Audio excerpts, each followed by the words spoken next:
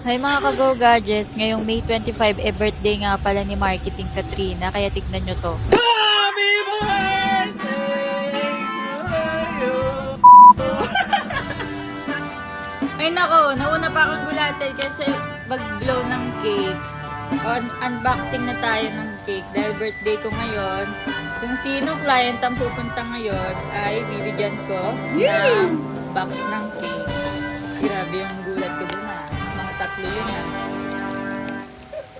Happy birthday, Miss Katrina. Ganda from your Wedinko family.